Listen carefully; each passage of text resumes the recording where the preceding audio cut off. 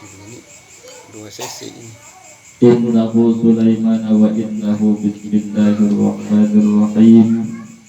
Assalamualaikum warahmatullahi wabarakatuh. Waalaikumsalam warahmatullahi wabarakatuh. Ila hadratin Nabi Mustafa wa habibil sahabat Rasulullah Sayyidina Maulana Muhammad sallallahu alaihi wasallam wa ala alihi wa sahbihi wa azwajihi wa dzurriyyatihi wa jami'il muslimin khususan ila hadratin Muhammad sallallahu alaihi wasallam Syekh Ibrahim bin Ismail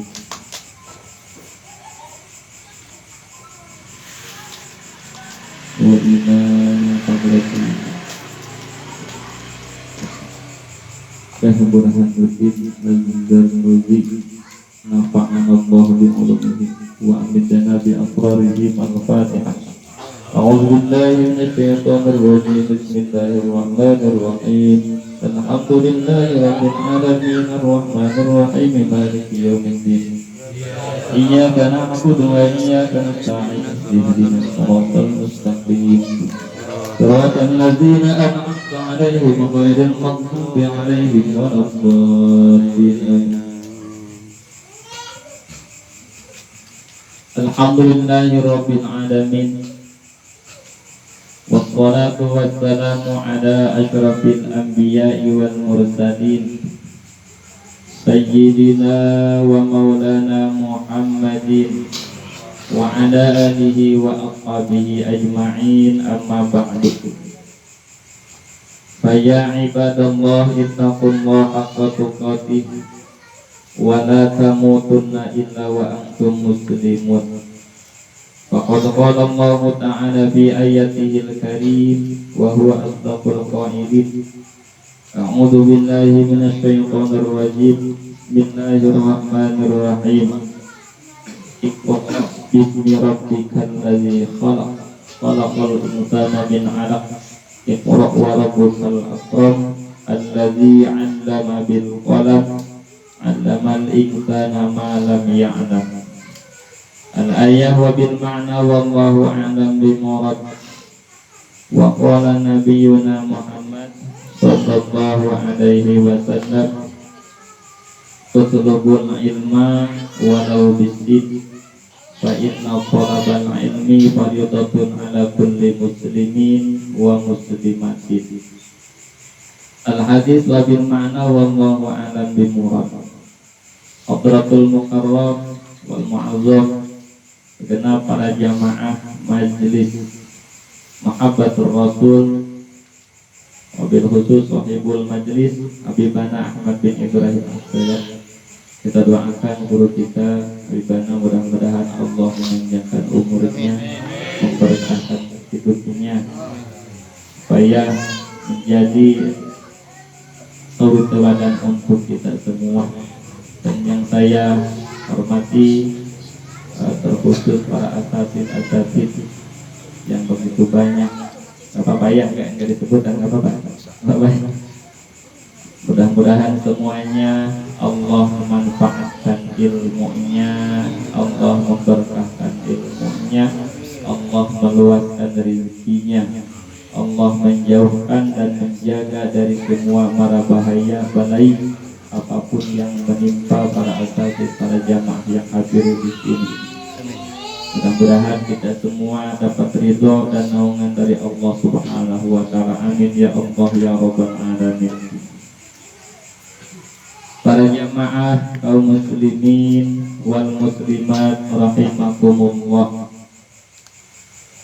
Alhamdulillahirabbil alamin, berkat kudrat dan iradat serta inayah dari Allah Subhanahu wa ta'ala, kita semua bisa berkumpul, bermuajahah, bersilaturahmi di malam Kamis keempat di kediamannya Bu Ustadzah, dengan tujuan yang sama, yaitu thalabul ilmi.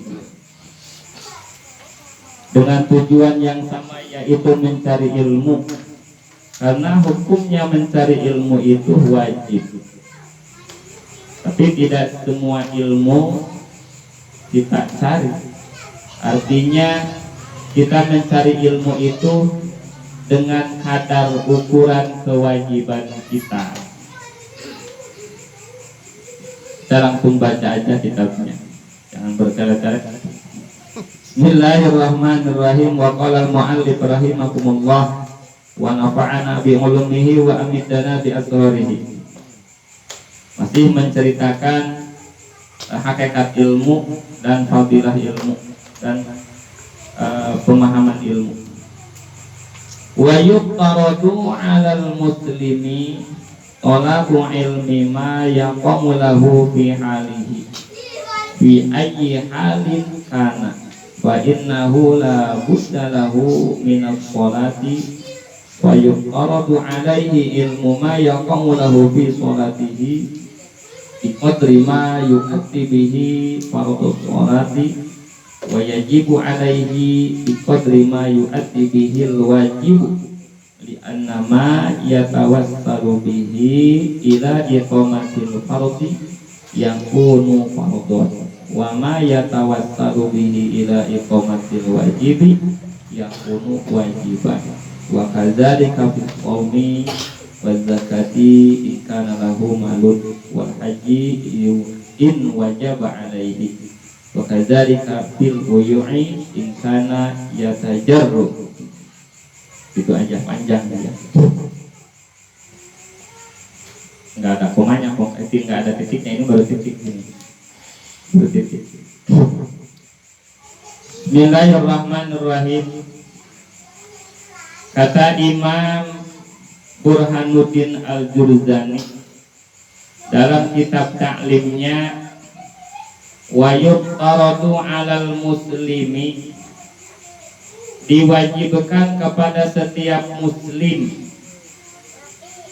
talabu ilmi ma yaqa'u lahu fi halihi, mencari ilmu di setiap kondisi. Dia kondisinya lagi apa harus tahu. Ilmunya, contoh dia aibis sholati masalah. Jadi kita harus tahu mengenai keilmuan tentang sholat. Artinya sholat kita ini, apakah sholat kita ini sah atau tidak sah, harus tahu kita ilmunya. Yang bisa membedakan sholat kita ini sah dan tidak sahnya itu dengan ilmu sholat itu sendiri. Berarti mencari ilmu tentang sholat, antara sah dan tidak sahnya sholat kita itu hukumnya wajib itu. Orang nggak punya ilmu sholat, Allahu Akbar, sholat aja tidak tahu pembatalan-pembatalan di dalam sholat, pemakruhan-pemakruhan di dalam sholat, otomatis dia sholatnya itu tidak tahu antara sah dan tidak sahnya sholat. Gampang urusan diterima. Antara sah dan tidak sah, antara jadi dan tidak jadi. Berarti kita harus tahu, oh ini nih yang merusak sholat, berarti tahu. Berarti kalau tidak tahu perkara yang menjadi pembatalan sholat, otomatis kita akan melakukan pembatalan di dalam sholat. Pasti itu. Di antaranya yang membatalkan sholat itu kan banyak ya, banyak. Kita bergerak 3 kali gerakan, kalau tidak tahu kan garuk-garuk 3 kali. Mutawaliyatan, garuk-garuk 3 kali dengan sengaja ataupun tidak sengaja, itu membatalkan sholat. Berarti kita harus tahu sampai ke situnya. Masya Allah ya. Karena yang diwajibkannya kepada kita itu sholat, sholatnya yang wajib. Ayat Al-Qur'annya kan aqimu sholat, aqimu sholat, kerjakanlah oleh kalian, yaitu sholat doa. Sholat artinya di dalam sholatnya pun kita harus tahu apakah sholat ini kita ini jadi ataupun tidak jadinya. Itu harus tahu ilmunya. Berarti nanti bagian fikih ini ya harus ke Pak Ustaz Muhlas nanti dibahas ya. Fi fi ayyi halin kana. Tuh. Yang pertama kita harus tahu antara sah dan sahnya sholat kita, harus tahu ilmunya. Yang kedua kita harus tahu dalam keadaan kondisi kita. Sholat itu kan tergantung kemampuan kita ya. Kita visi hati wal marodi wal safari itu. Kita lagi sholat, lagi sehat nih. Sholatnya gimana? Lagi meriang, lagi sakit, sholatnya gimana? Harus tahu. Harus tahu. Kita lagi musafir, lagi merantau, untuk musafir ya, sholatnya gimana? Kan ada itu, ada jamak, ada qashar, terus gitu ya, banyak. Terus sholat di sini di kampung sendiri gimana? Sholat berjamaah, sholat banyak lah. Pokoknya intinya semuanya yang melingkup sholat kita harus tahu. Sholat lagi sehat, lagi meriah, lagi bepergian, semuanya harus tahu tata caranya. Tata caranya itu wajib hukumnya, karena sholat itu wajib selama akal ada di dalam diri kita. Akal ya, itu urusan sehat atau tidak sehat kagak itu mah bukan jadi patokan ya. Artinya yang mewajibkan sholat itu orang itu balik, artinya mukallaf, terus dia berakal. Akal ini masih ada, kita masih ingat duhur, masih ingat asar, itu wajib. Berarti dalam kondisi apapun kita harus mengerjakan sholat. Mencari ilmunya tentang kondisi kita itu supaya kita bisa mengerjakan sholat, hukumnya wajib. Tuh, repot juga ya. Repot. Jarang orang yang kayak gini. Jarang gitu. Cuman yang ngaji-ngaji di pesantren aja kali, atau yang sering ngaji taklimnya rajin aja. Bahkan kadang-kadang orang jamaah saya, karena dia tidak tahu tata cara sholat, habis asar sholat lagi, nggak sholat apa, itu sholat qadha apa sholat asar, karena tidak tahu mungkin ya. Itu tidak tahu tapi tidak mau ngaji, aneh itu. Dia tidak tahu cara beribadah kepada Allah, dia tidak tahu cara sholat, antara jadi dan tidak jadinya dia sholat, dia tidak ngaji. Aneh. Orang yang tidak ngaji itu orang yang sombong. Mendingan kita bisa tapi ngaji. Karena orang yang belajar itu walaupun salahnya tidak ditulis oleh malaikat, karena belajar. Niat aja belajar, kita terus belajar supaya waktu kita melakukan kesalahan di dalam ibadah, malaikat tidak menulis amal kejelekan kita. Maaf malaikat, saya lagi belajar gitu kan. Guru pun kalau lagi belajar kan enggak, oh ini belajar gak apa-apa kan, salah juga gitu kan. Polisi juga, kita lagi lagi bawa motor, lagi bawa mobil gitu ya, ditilang, tuh Pak saya lagi belajar, kirain ada bapak gitu. Nah, polisi juga bisa memaklumi, apalagi malaikat. Itulah diniatkan aja kita ini semua belajar supaya amal kejelekan kita tidak ditulis oleh malaikat. Yang seterusnya, fa innahu la budda lahu minas shalah. Karena sholat itu sendiri diwajibkan kepada semua umat Nabi Muhammad sallallahu alaihi wasallam. Fa yufaradu alaihi ilmu ma yaqulahu bi sholatihi. Dan yang seterusnya diwajibkan kepada muslim atau muslimat ilmu yaqulahu bi sholatihi. Jadi dia harus tahu tentang syarat-syarat dan rukun sholat biqadri ma yu'addi bihi fardhu sholat. Jadi dengan ukuran kira-kira dia bisa melaksanakan sholat. Contoh dasar, dia harus tahu rukun sholat itu ada berapa. Ada berapa tahu ya? Ada yang mengatakan 13, 14, 15. Nah itu harus tahu kita nih. Harus tahu. Kalau tidak tahu takutnya kelewat. Itu masalahnya mah. Takutnya kelewat gitu ya. Takutnya kelewat. Kalau tidak tahu bahaya ya. Harus tahu jumlahnya. Cuman kebanyakan kita ini 17 ya. 17. Oh, ada yang 20 gitu. Bahkan kaum sufi sampai 20 itu syarat. Imam Ghazali mengatakan yang terakhir itu khusyuk. Kita nggak bisa khusyuk ya. Nggak bisa khusyuk. Itu jadi syarat untuk ulama-ulama zaman dulu. Kayak Imam Ghazali mungkin ya. Terus yang ahli-ahli tasawuf. Kita mah nggak bisa itu aja yang 13 atau yang 17 aja. 17 aja kita harus tahu. Itu wajib kita mengetahuinya supaya bisa dilaksanakan rukun-rukun sholat itu sendiri. Terus syarat-syaratnya harus tahu juga, walaupun ini syarat tidak diperintahkan oleh Allah, yang diperintahkannya sholat. Syaratnya mah tidak, cuman sholat itu tidak jadi kalau tidak melaksanakan syarat. Makanya kata di dalam sabinah itu, yang disebut syarat itu malah ia tawaqafu alaiha sholat. Jadi perkara yang menunggu sababiahnya sahnya sholat. Sholat karena bisa sholat dikarenakan kita wudhu. Contoh di antaranya wudhu syarat sholat itu kan. Di antaranya syarat sholat itu suci dari hadas dua. Toharatun anil hadasaini, suci dari hadas dua. Yang pertama suci dari hadas kecil, yang kedua dari hadas besar. Artinya kita ini kalau punya hadas harus wudhu, kalau punya hadas kecil, kalau punya hadas besar harus mandi tuh. Walaupun ini tidak sholat ya, karena kita mau sholat otomatis syaratnya harus bersih. Berarti mencari ilmunya berwudhu, mencari ilmunya mandi besar, ini hukumnya wajib. Banyakan orang niat wudhu aja, niat wudhu kagak tahu, masya Allah, niat wudhu sholat aja gitu. Ya cara membasuh muka sampai di mana batasannya, membasuh tangan sampai di mana gitu ya. Ini mohon maaf, kadang-kadang kayak anak kecil. Kadang-kadang saya pernah lihat itu membasuh tangan itu nggak nyampe sikut, padahal wajibnya sampai sikut kan.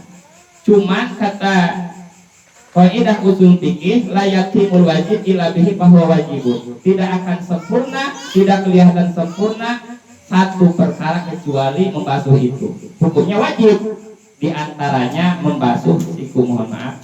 Membasuh siku ini ukuran wajib. Tapi tidak akan sempurna membasuh siku kalau tidak membasuh melebihi siku. Jadi melebihi siku ini hukumnya wajib. Siku sampai sini doang, tengah-tengah. Ya berarti harus dilebihi dong. Berarti membasuh melebihi siku hukumnya wajib. La yatimul wajib bila bihi bahwa wajibun, itu diantar. Harus tahu juga kita. Jangan kayak anak kecil gitu ya. Apalagi gampang lah sunat-sunatnya mah. Yang penting wajib-wajibnya aja dulu. Supaya sholat kita ini bisa terlaksana dengan sah gitu ya. Supaya jadi sholat kita itu di antara syarat sebelum sholat ya. Kedua dina masalah rukunnya di antaranya rukun sholat itu membaca Al-Quran. Membaca Al-Quran ini kan hukumnya wajib di dalam sholatnya. Kalau imam kita yang Syafi'i cuma satu, yaitu membaca surat Al-Fatihah. Membaca surat Al-Fatihah itu hukumnya wajib di dalam sholat, sunat di luar sholat. Itu berarti mencari ilmu untuk membaca surat Al-Fatihah supaya kita pasti membaca surat Al-Fatihah itu hukumnya wajib. Tuh nanti bagian Ustaz Ma'ruf ya, tajwidnya harus tahu kita dari pertama cara bismillahnya gimana sampai waladhdallin cara bacaannya gimana, itu wajib supaya sah sholat kita. Repot juga ya. Aduh, jangan-jangan sholat kita baru yang kita diterima tahun. Iya, tapi mudah-mudahan karena kita ini masih belajar itu, makanya sering-seringlah thalabul ilmi supaya malaikat nggak mencatat amal kejelekan-kejelekan kita, itu diantaranya. Wa yajibu alaihim ilmu ma yaqa'u bi qadri ma yu'addi bihil wajib, dan wajib mencari ilmu bi qadri ma ukuran yang bisa melaksanakan wajib. Di anna ma yatawassalu bihi ila iqamatil fardhi yakunu fardhon, wa ma yatawassalu bihi iqamatil fardhi yakunu wajiban. Kita mau melaksanakan wudu, mau melaksanakan wajib, apa-apa yang terkandung di dalam wajib itu, apa yang harus kita kerjakan, gitu ya. Seperti kita mau wajib itu sholat itu wajib untuk kita. Jadi sebelum melaksanakan sholat itu, di antara syaratnya itu harus suci dari hadas kecil dan hadas besar. Contoh wudhu. Berarti wudhu itu hukumnya wajib karena kita mau melaksanakan wajib, karena wudhu itu menjadi wasilah atau jadi pelantara untuk terjadinya sholat. Itu ya, itu diantaranya hukumnya wajib. Mencari ilmu supaya bisa terlaksananya wudhu, dari pertama syarat wudhunya, rukun wudhunya, dan seterusnya hukumnya wajib. Aduh, repot juga ya, Masya Allah. Masih banyak ilmu yang harus dipelajari, masih banyak. Itu cuma sholat aja, sholat supaya sah aja. Belum sunat-sunatnya macam-macam, banyak, Masya Allah. Wa kadzalika bis shaumi waz zakati in kana lahu malun. Setelah kita melaksanakan sholat, otomatis rukun Islam itu bukan sholat aja. Artinya kita puasa Ramadan. Puasa Ramadan bentar lagi ini, mudah-mudahan kita panjang umur, bisa ketemu dengan bulan Ramadan.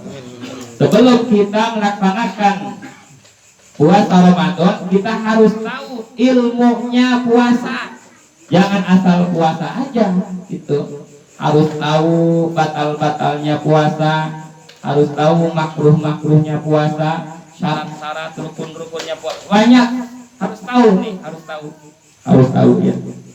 Sebelum kita memasuki bulan Ramadan, jadi ilmu puasa itu harus kita kuasai sepenuhnya tentang puasa Ramadan. Harus tahu, harus dikuasai semuanya supaya puasa kita ini sah aja itu. Mudah-mudahan diterima oleh Allah Subhanahu wa taala. Yang seterusnya yaitu zakat wa zakati in kana lahu malun. Terus zakat, banyak zakat itu ya, bukan zakat fitrah aja. Banyak zakat mal, di antara kita kalau punya, apalagi kalau kita pegawai harus tahu nih. Kemarin juga saya udah dibilangin sama masyarakat di sana, di antara mayoritas kita yang hidup di Perum ini yaitu zakat profesi ya. Zakat profesi ini ukurannya yaitu harus setahunnya menghasilkan 85 gram emas, seharga 85 gram emas. Itu wajib zakat. Berarti zakatnya berapa? 2,5%. Berarti kalau gaji kita 10 juta, otomatis kita harus mengeluarkan sebulannya itu 250. Kalau setahun 3 juta, terserah mau sebulan sekali kita sesudah gajian atau setahun sekali disekaligusin itu harus itu, karena itu hak orang ya, hak fakir miskin. Gimana Ustaz, saya nggak nyampe penghasilan 85, berarti kita bukan muzaki, melainkan mustahik kan, pangkatnya cuma 3 juta, 4 juta, berarti nggak nyampe takaran untuk mengeluarkan zakat, nggak cukup nisab.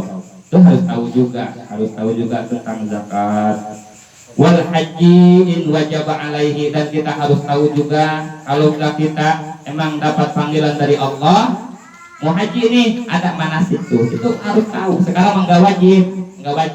Kalau kita udah daftar terus mau dipanggil nih sebulan lagi, itu harus manasiknya itu dari pertama sampai akhir haji, sampai pulang dia harus tahu ilmunya supaya sah. Wajib hukumnya. Sekarang belum wajib kita. Kalau kita udah dipanggil oleh Allah untuk melaksanakan haji, mencari ilmu ke haji, itu hukumnya wajib.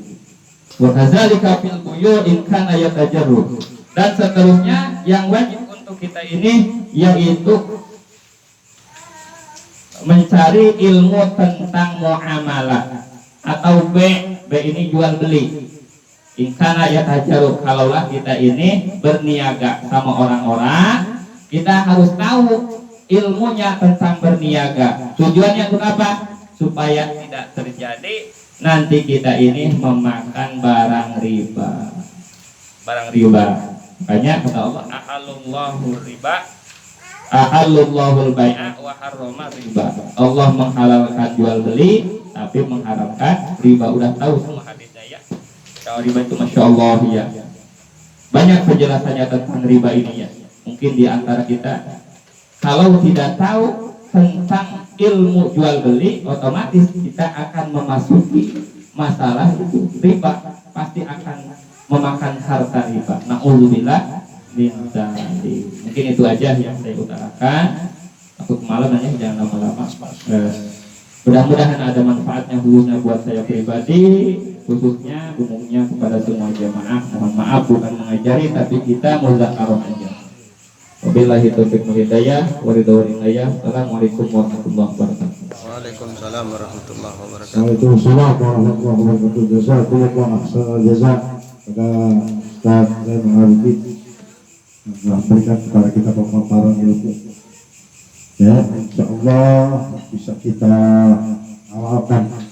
Ya, diberikan kemudahan untuk mengamalkan ilmu. Jadi insyaallah pada pertemuan di Rabu kedua ini kan kita memasuki puasa. Ya, Rajab. Insyaallah dikit lagi Rajab, Sya'ban. Sekarang Jumadil Akhir. Jumadil Akhir udah akhir juga. Insyaallah tanggal 2 kalau nggak salah ya, tanggal 2 Februari itu udah masuk Rajab, Sya'ban, Ramadan. Nanti insyaallah di pertemuan Tamatun Fikih bisa bahas tentang puasa. Ya, bagaimana hukum puasa, syarat-syarat, atau membatalkan semuanya. Walaupun kita sudah tahu, tak apa-apa. Belajar lagi terus. Nanti mungkin kan banyak pertanyaan tuh. Biasanya yang paling susah puasa perempuan. Jadi perempuan jangan malu nanti bikin pertanyaan yang banyak. Contoh, misalnya dia hamil, nggak puasa. Ya, dia hamil. Itu nanti dia nggak puasanya kenapa harus ditanya lagi? Jadi dia nggak puasanya kenapa? Karena memang misalnya dia bilang begini, biasanya perempuan kasus-kasus terjadi. Kenapa kamu nggak puasa? Oh, saya kuat kalau saya puasa, tapi saya khawatir sama bayi yang ada di perut. Jadi saat itu dia nggak puasa. Nah, nanti dia harus apa tuh? Harus qadha kah? Apa fidyah kah? Apa qadha plus fidyah? Ada dua. Ya, tapi juga nanti di jawabannya begini. Oh, karena memang saya nggak kuat, saya lemas karena memang mengandung. Jadi memang dirinya nggak kuat karena mengandung. Nah, itu juga beda lagi. Qadha doang atau plus fidyah atau dua-duanya. Nanti yang Ustaz Mukhlas yang menjelaskan. Banyak pokoknya kasus-kasus puasa kodok itu lebih banyak perempuan. Ya misalnya dia menstruasi, ya, atau misalnya posisi menstruasinya sudah habis, tapi masih ada coklat-coklat atau apalah. Ini biasa perempuan. Nah, makanya jadi nanti perempuan untuk membuat pertanyaan sebanyak-banyaknya. Ya, dari sekarang tuh warga siapkan tim untuk Prisma, nanti ngasih untuk pertanyaan perihal puasa sebanyak-banyaknya. Bagaimana perempuan? Karena perempuan lebih sulit ya. Ya, bagaimana dia menyusui nggak puasa? Nah, beda lagi. Qadha atau fidyah atau dua-duanya atau satu-satu aja. Nah, jadi insya Allah bisa kita manfaatkan ya.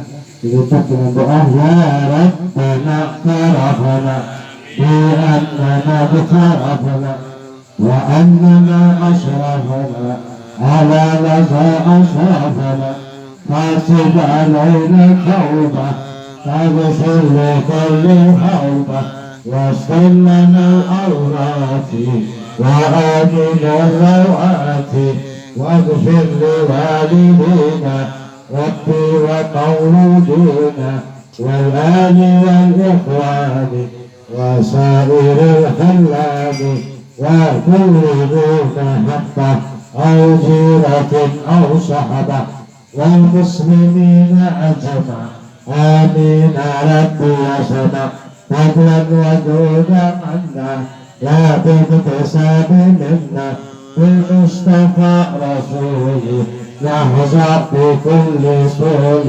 صلى وسلم ربي عليه أكبر الحق وآله وصحبه فاستشهد والحمد لله في البذل والتناهي والحمد لله رب العالمين.